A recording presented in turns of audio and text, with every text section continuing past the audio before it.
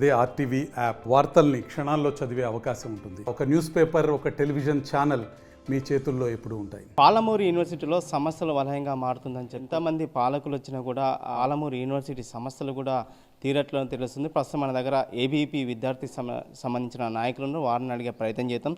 అసలు చెప్పండి, పాలమూరు యూనివర్సిటీలో కూడా కేంద్రం కూడా 100 కోట్లు కూడా నిధులు కేటాయించింది, కానీ ఇంకా సమస్యలు అట్లనే ఉన్నాయి. దీని మీద ఏం చెప్తారు? నమస్కారం, నా పేరు Naresh Teja, ABP state joint secretary.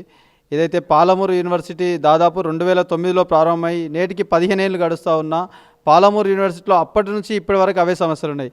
Self finance కోర్సుల విషయంలో రెగ్యులర్ చేయాలని ఎన్నో ఏళ్ళుగా విద్యార్థులు ఉద్యమాలు చేసినప్పటికీ నేటికి కూడా రెగ్యులర్ ఉన్న కోర్సులను సెల్ఫ్ ఫైనాన్స్ కోర్సులుగా మారుస్తున్నారు. కానీ విద్యార్థులు ఏదైతే రెగ్యులర్ చేయాలన్న ఆలోచనతో ప్రతి సంవత్సరం ఉద్యమాలు చేస్తే ఇప్పటికి కూడా పట్టించుకోలేరు. అంతేకాదు, పాలమూరు యూనివర్సిటీ హాస్టళ్లలో మౌలిక సదుపాయాలు లేవు. పడుకోవడానికి కనీసం కాట్లు లేని పరిస్థితి పాలమూరు యూనివర్సిటీ హాస్టల్లో కనిపిస్తూ ఉంది. అంతేకాదు, పాలమూరు యూనివర్సిటీలో విద్యార్థుల కన్నా పందులే ఎక్కువ పరిస్థితి యూనివర్సిటీలో ఎక్కువగా కనిపిస్తూ ఉంది.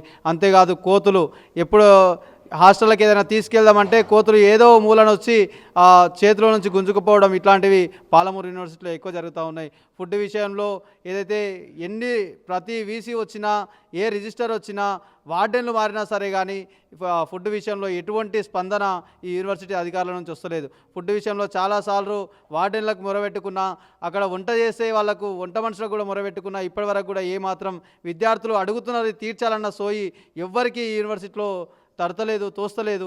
ఈ విషయమై ఈరోజు పెద్ద ఎత్తున పాలమూరు యూనివర్సిటీ అడ్మిన్ ముందు పెద్ద ఎత్తున ధర్నా వేయడం జరిగింది. ఆ ధర్నాలో ఏదైతే సెల్ఫ్ ఫైనాన్స్ కోర్సులు రెగ్యులర్ చేయాలని, అలాగే మొన్న ఏదైతే శుక్రవారం నాడు చపాతీ పేరుతోని పిండి ముద్ద, ఆలు కుర్మా పేరుతోని నీళ్ళ చారిచ్చిరో దాని విషయమై పెద్ద ఎత్తున అధికారులను నిలదీయడం జరిగింది. ఈ అధికారులను పెద్ద ఎత్తున మేము ఉద్యమం చేసి నిలదీసిన కారణంగా అధికారులు మేము దాని గురించి తప్పకుండా చర్యలు తీసుకుంటామని మాకు పాజిటివ్గా చెప్పారు. సంతోషం. ఏదైతే వీళ్ళు చెప్పారో ఆ చెప్పింది తప్పకుండా నెరవేర్చాలి. అలాగే యూనివర్సిటీ లైబ్రరీలో సిస్టములు లేవు, అవి ఎప్పుడో పాతకాలం సిస్టమ్లు ఉన్నాయి.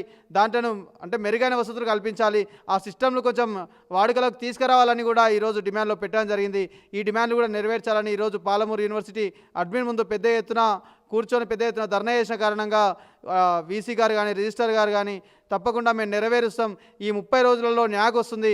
ఈ న్యాక్ వచ్చేలోపు మేము తప్పకుండా నెరవేరుస్తామని అధికారులు చెప్పారు. ధన్యవాదాలు. రైట్. ముఖ్యంగా అంటే ఈ స్థానిక ఎమ్మెల్యే ఎవరైతే ఎన్ఎం శ్రీనివాసరెడ్డి మహబూబ్నగర్ జిల్లాని ఒక ఎడ్యుకేషన్ హబ్గా తీసుకురావాలనుకుంటున్నారు. కానీ ఈ పాలమూరు యూనివర్సిటీలో ఉన్నటువంటి సమస్యలను ఒక ఎమ్మెల్యే దృష్టికి తీసుకొచ్చారు ఎప్పుడైనా? అయితే ఎన్ఎం శ్రీనివాసరెడ్డి గారే ఒకసారి యూనివర్సిటీకి వచ్చారు ఎమ్మెల్యే అయిన తర్వాత. ఈ యూనివర్సిటీ సమస్యలు ఆయనకి ఏం తెలుసో ఏం తెలియదో మాకైతే తెలియదు. మేమైతే ఇక్కడ ఉన్న వీసీ వరకు మాత్రమే ఆ సమస్యలు అన్నీ చెప్పగలిగాం, వీసీకి చెప్పినాం. అదే ఇక్కడ ఇది గవర్నర్ పాలనలో ఉంటుంది యూనివర్సిటీ కాబట్టి మేము వీసీకే అన్ని వినతులు వీసీకే ఇవ్వడం జరిగింది. అలా మీరు వీసీకి ఇచ్చారంటున్నారు. వీసీ ఏం చెప్తున్నారు? సమస్యలు ఉన్నాయి వీసీ దృష్టికి తీసుకుందా, ఆయన ఏం చెప్తున్నారు? వీసీ గారి దృష్టికి మేము తీసుకెళ్తే వీసీ గారు ఈ సమస్యలు నేను కొత్తగా వచ్చినా, ఈ సమస్యలు నాకు తెలియదు, ఈరోజు ఈ సమస్యలు మీరు ఇచ్చారుగా తప్పకుండా నెరవేరుస్తా అని చెప్తున్నారు. కానీ దానికి మించి ఏం చెప్పట్లేదు వాళ్ళు. ఇంకా ఆర్థిక సంబంధించిన విషయాలంటే ప్రభుత్వం నుంచి అప్రూవల్ రావాలి, అది వచ్చే వరకు ఆగాల్సిందే అని వీసీ గారు మాకు చెప్తున్నారు. రైట్. మొత్తమైన పాలమూరు యూనివర్సిటీలో కూడా ఎన్ని సమస్యలు కూడా ఉన్నా కూడా అధికారులు పట్టించుకుంటారు. ముఖ్యంగా హాస్టల్లో కూడా మౌలిక వసతులు లేక చాలా ఇబ్బంది పడుతున్న విద్యార్థులు ఖచ్చితంగా మౌలిక వసతులు కల్పించాలి.